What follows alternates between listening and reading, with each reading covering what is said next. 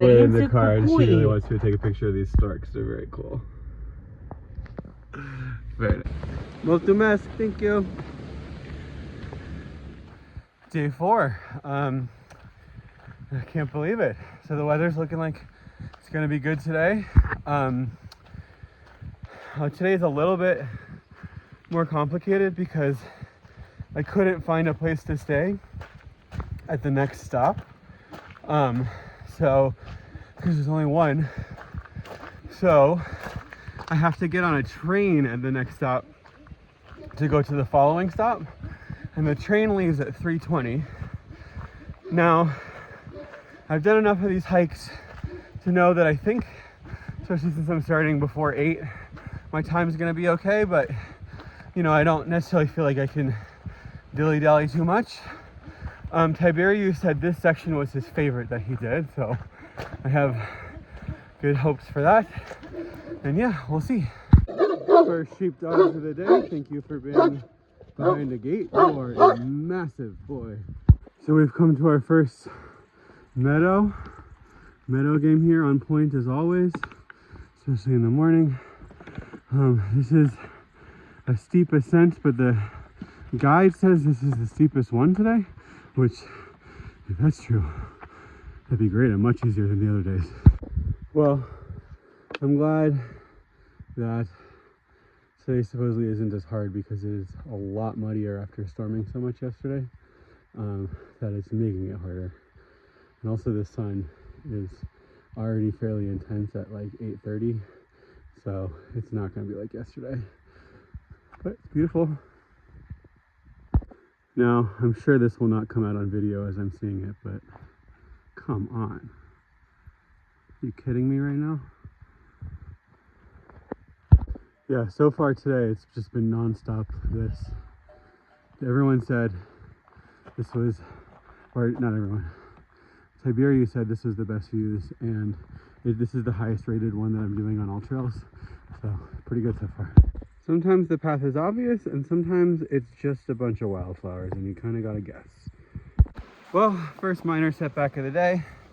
I was at a stream, and I didn't take off my backpack because I was lazy, and I bent down to fill up my water bottle, and my backpack snagged on a tree, and I basically like fell into the river. Not river, stream. Not too bad, but now my shoes are quite wet, which really sucks. I hate that. So I guess we're walking with wet shoes today until maybe it dries up. We'll see. Oh boy. I don't know if you can tell, but now I'm kind of walking into a river here. This is like Madagascar. This is the path. It's literally a river. I'm starting to think that all the downslopes today are just going to be rivers. So I guess it's good that today technically has the longest period of going up, although the hills aren't too steep. Well, at least I know my feet would have been getting wet anyway. Usually I've been averaging about almost 3 miles an hour on these trails. And today, despite the fact that there haven't been any like that steep of slopes, I'm barely at 2. So there's just more hazards. Well, all this water does have benefits. So unlike yesterday, I do not have to worry about water sources today. But also, I am getting bit up by bugs. They're everywhere. Ugh. And just like that, we're back in somewhat of civilization. The guy did say I would be go up a mountain, down it, which was the river. Then I would be passing through a town, and then back up a mountain and down it to get to my destination. So I guess this is the town. Being like a cute little dog. Hey dog. Every little town's gotta have a church or a monastery. I'm not walking over there today because I gotta get the train, but looks interesting. They're doing some road construction up ahead. There's this very particular smell. I think I only associate it with Africa because, you know, it's where I probably mostly first encountered it, but it's like this combination of like wood, cook fire, animal smells, you know, domesticated animals, maybe a little bit of car exhaust. Like, it's not like a quote-unquote good smell, but it is like quite soothing in a way, for me. And I'm definitely getting it in some of these small towns. It's nice. Every house has apple trees here. It's really nice. Buenos dias. Check it out. It's a traditional well. That's pretty cool. This town is actually pretty great. I love it. It's just cute and small and got nice architecture. Nice little mountain town. God, yeah, if you're like a tourist from Bucharest, you probably just like drive all around this Bukovina area. There's all these tiny little mountain towns. It's like a little gold mine. Whoa, look at this house. These stone columns. Cool. Or barn or something, I don't know. Well, we got the bear sign, which means we're leaving the town and heading up into the forest. Today I feel more laggy. I think, I don't know what it is. Maybe I'm wet or whatever. The fourth day, so it's a good thing that this trail is shorter. I think I'm definitely gonna make this train, so we'll be okay. Oh, I forgot to mention that the people I was talking to in English from Bucharest last night who were staying at my pensiona, they were like, oh yeah, we lived in America for a bit. And I was like, where? And they were like, Ocean City, Maryland. And that's the second person in Romania who's told me, oh yeah, I lived in America. I lived in Ocean City, Maryland. And so what it is they have these like work exchange agencies where they'll send like young Romanians to like places like Ocean City, Maryland, and they just like work for the summer. And it's like kind of a like work abroad where they can, I mean, I think since Romania joined the EU, the salary gap between the US and Romania has shrunk, but still the salaries in the US are certainly larger. And so they come and they earn money and they stay in Ocean City, Maryland, and they think that that's like America. I should say that's not fair. They don't think it's America. They recognize that it's Ocean City, Maryland, and that America is a huge place that's diverse, and both groups of people have been interesting to talk to and had, you know, thoughtful things to say about America. One of the things that's notable, at least in this region that I can speak to, is that a lot of the like Bucharest people who come visit are like, yeah, like this is where people are really living off the land, and you know, this is more like what it was like when we were kids, and blah, blah, blah, blah. And I realized, like, you know, Romania is, I mean, it's been an EU country for like over 20 years or something, almost 20 years actually. And it's a pretty modern country. Like, most of the young people I meet on trains are like data analysts and work in tech and stuff. But their transition to modernity, like quote unquote modernity, occurred much later than the US, right? So I think probably now a majority of the population is urban, but I think that was a much later transition than it was in the US.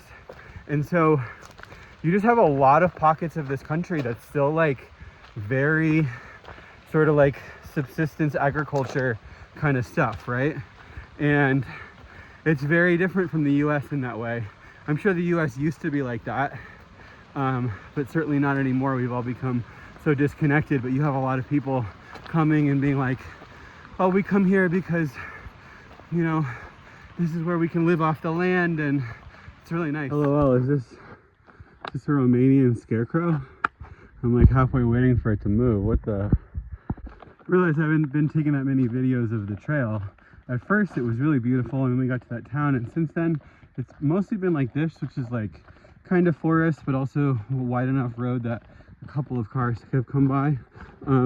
It's nice. It's not like anything like the forest of the last 2 days, but you know, it's nice. Yeah, being in the Carpathians and seeing these like little paths that go off into the forest, I can't help but think about witches. That's where witches live. One thing I do love about all these little puddles is they got such cute little froggies. See? You got the little froggies? You probably can't see it. We got some actual farm labor. The whole family is plowing, I think. Cool.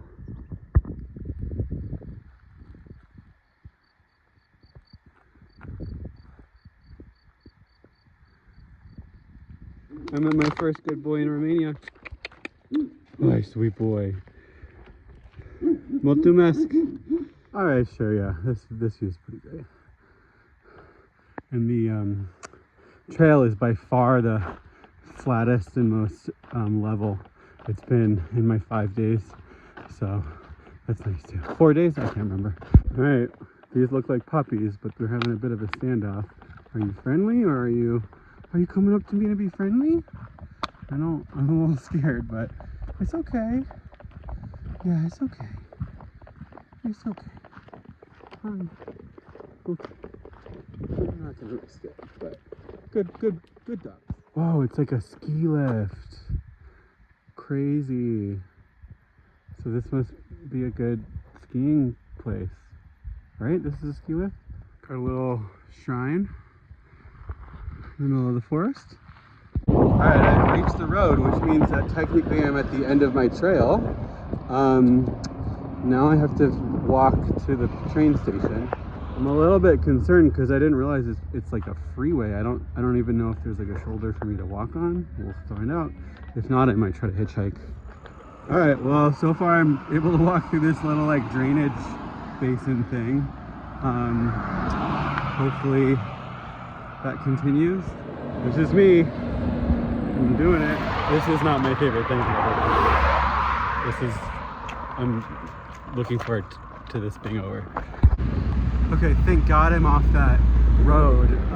The reason why that just happened is because, you know, the stop today was this place called Pasul Mestakanish, and there was literally one place to stay, and it was booked up when I asked them.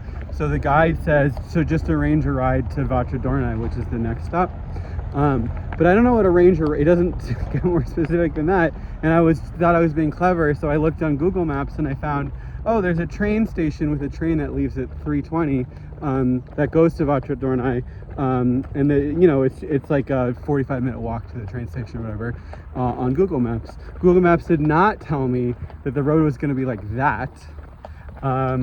The whole time I was like, I should have just hitchhiked to Vatradornai or something. But you know, the language barrier and everything, really not that many people here speak English, at least not in the country. So anyway, I'm on the final part of the road to go to the train station, so I'm safe. The train is delayed though, so I'm gonna have to wait for like over an hour, but at least I made it, although I don't think there's ice cream.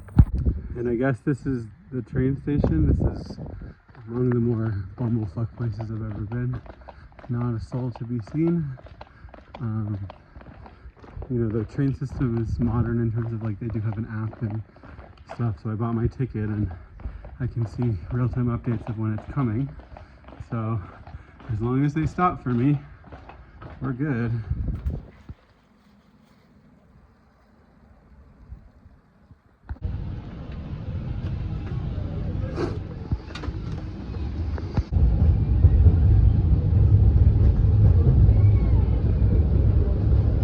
So nice to meet you. Scottish, the only English speaker I've run into in very long.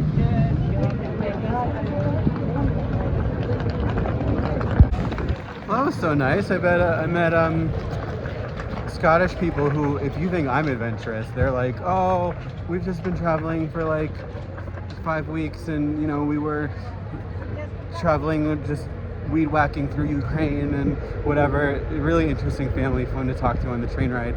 And now I'm gonna go find my hotel. Clearly by far the biggest town I've been in. I mean, they have like major grocery stores and stuff here. So definitely opportunities for ice cream. Got like a whole town square here and everything. Well, I sure am in a big city. Not a big city, a town. Nice bed, actual like hotel room, and a nice balcony.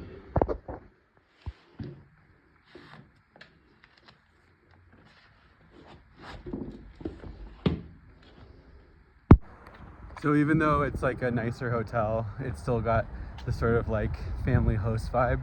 And they, you know, gave me some affinata, which is this local blueberry liqueur that is like everywhere. And were asking me questions. They don't speak a word of English, so we were just using Google Translate. They're very nice, and he's gonna drive me to Poiana Negri tomorrow, because that's where I need to start the trail. Nice little vibe here. Got the river. Beautiful buildings, pigeons. Cheer up, baby.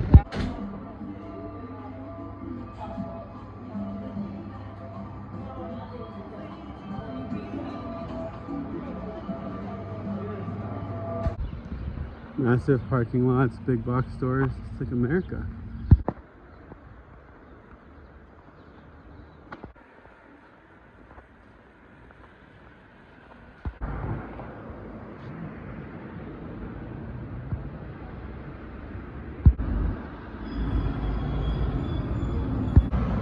Up, Ruthie. I think that says bath.